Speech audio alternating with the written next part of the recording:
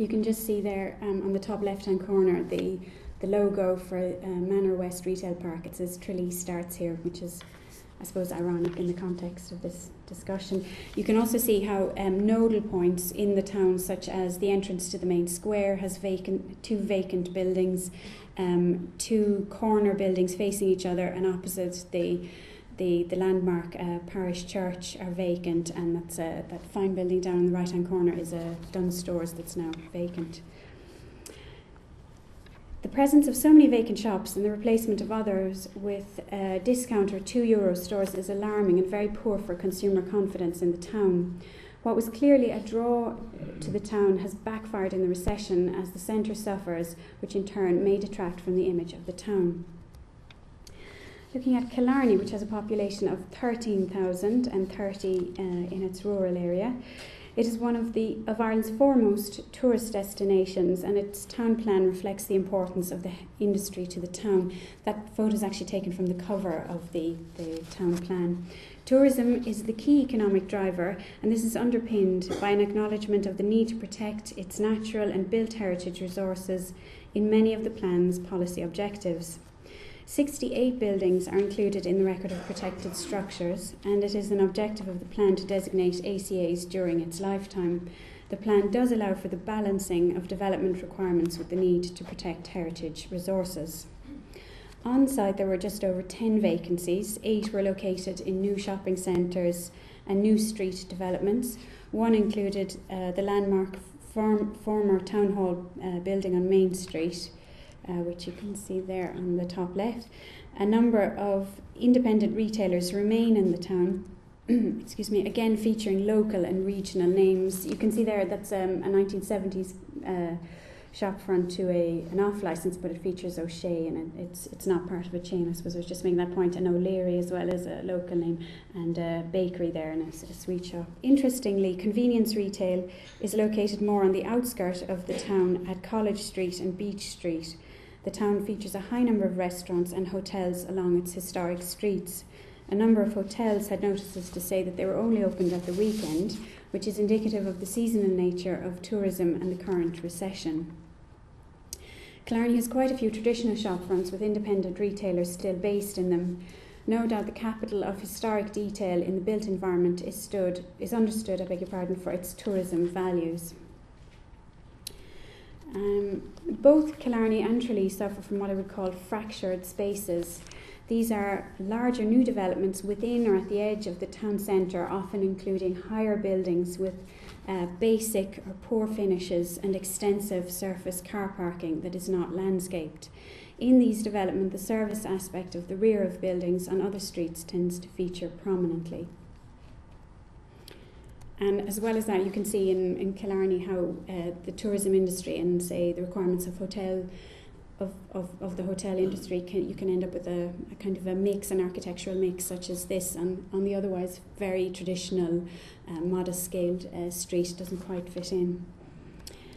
Clonakilty was the 4th town which was visited. It has a population of nearly 4,000 and is synonymous with environmental improvements and initiatives over the past 20 to 25 years.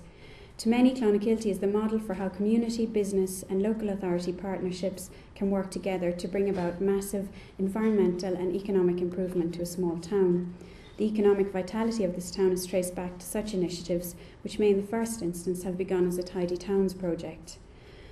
The town plan places the environmental excellence and heritage character of the town as the starting point for many policy objectives, including maintaining the vitality of the town centre. 207 buildings are listed in the record of protected structures. The pristine condition of buildings, and therefore the lack of dereliction, along with the existence of a significant number of original shop fronts and wide variety of retail and entertainment in the town, is striking. On site, approximately 12 units were vacant, including one large premises on the main street and one on a prominent corner. The visual impact, however, was reduced due to the consistently good condition of other buildings in the town. From an architectural conservation principle, there there are problems with legibility resulting from the phenomenon of replication of both shop fronts and pastiche building, which are a downside of this approach, which is probably down to the date at which it might have started, late 80s, early 90s. The comparison and survey of the 4 towns highlighted the following. The historic town core is an asset for retail and entertainment alike, providing an intimate and attractive environment to be in. The strengths of a town could also be its weaknesses. In the case of Killarney, tourism provides for the appreciation of the original planned town and the remaining original shopfronts and buildings.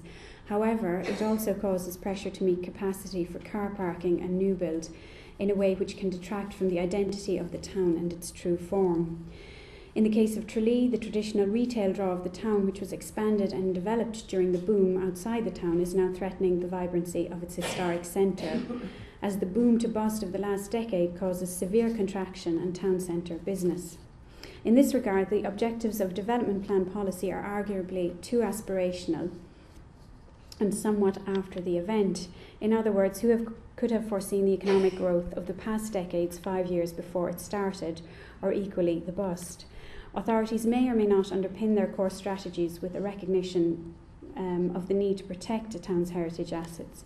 This understanding may or may not be incorporated into requirements for retail strategies and other objectives which can ultimately be formulaic. Finally, the smaller scale of towns like Listowel and Clonakilty may better place them to initiate partnerships and drives towards regeneration and improvement. It was also clear that their size contributed to the retention of original building stock and detail as well as traditional retailers. And incidentally, they all do well in the Tidy Towns competition. I just want to touch briefly on when I was doing some research for this presentation, I spoke to Niall O'Donovan, an executive planner with Cork City Council, and we talked about Cork. He advised me the state of affairs in Cork City in relation to office vacancy, which I think is quite interesting. In the past year, the City Council has placed a major focus on the problem of city centre vacancy and dereliction, which included the completion of a significant visual derelict site survey. The survey looked at ground floor vacancies, unsightliness and dereliction on that scale. The highest concentrations correlated with the most historic streets of the city, including Barrack Street and Shandon Street, the former of which has proven resistant to urban renewal initiatives. Niall advised that the City Council, there is not only an issue of loss of retail vibrancy in the city, but also of office use. 4 major out-of-town retail centres were developed in the last 20 years in Cork, all with a major supermarket anchor complemented by a range of other retail and entertainment choices and office space. There is currently 20% office vacancy in the city. South Mall, the traditional business street, has a similar vacancy rate, while 42% of the street is protected. One single office development in the new Mahon area can provide the equivalent of the entire city centre office accommodation and the car parking facilities of 1.5 multi-storey car parks. This presents a serious threat to the long-term future of the city's historic building stock, remembering that it has a far more limited tolerance of vacancy than new build. Furthermore, in losing office uses, the city loses a multiplier effect into the local economy as spin-offs in catering, entertainment and retail go to the outskirts of the city where the multiplier effect is greatly diminished. The opportunity now presents itself to take an integrated approach to the problem of office vacancy. Niall has suggested that this may take the form of a pilot study area where a multi-pronged approach would consider the physical condition of the building, the telecommunications and other business upgrades required, along with potential discounted rates and a negotiation with landlords to bring down the standard rents. This could be an active role coordinated by the planning authority, involving stakeholders, bringing a building back to the market and instilling some goodwill as far as owners and users are concerned, whose capital is ultimately on the line. In such a scenario, the heritage building of itself will not drive the economy, but the management of the resource and the support offered to business may ensure long-term conservation and stimulate sustainable economic growth. I spoke as well to a marketing manager of the Botanic Inns. It's a chain of pubs in Belfast, and 2 of the pubs are listed. She Linda Rogers, she reflected this idea that we need to come up with new and different solutions. You can't wish for independent retailers to come back into town, and even if you have a listed pub, which is the oldest in Belfast, it's not good enough to keep your sales up and to keep the building maintained. You have to be constantly finding new ways of bringing people into your premises. So in conclusion, it is clear that different scenarios apply to different towns and urban centres. Each town must play to its strengths. It would appear that smaller towns are better placed to coordinate a comprehensive town strategy that involves partnership between local town management, business interests and communities. This is a slow process that may take years of negotiation and may start with the smallest of events that build a momentum. The role of the built heritage in this process is that it can form the basis for such actions. It is an asset which may or may not be understood, but which can be identified. It can contribute to a story of rebuilding confidence in areas where economic misfortunes can be felt on the streets of a town. Our definition of the built heritage must be extended to include the use of the building, and policies must be integrated to reflect an understanding that the user of the building should also be supported. I'd just like to conclude with one of the retailers. It's not a listed building and doesn't have particularly historic fabric in Tralee. It's called Small Benners, well, to people from Tralee. The proprietor is Mr. Kevin Benner, and that's his son with him there. He featured on a programme called On the Street Where You Live, which some of you may have seen. I did meet one person in Tralee who said that Mr. Benner had actually served 5 generations of her family. So that's a pretty impressive inheritance and heritage that is as valid, perhaps, I think definitely as a historic building. Is something we need to protect. Thank you very much.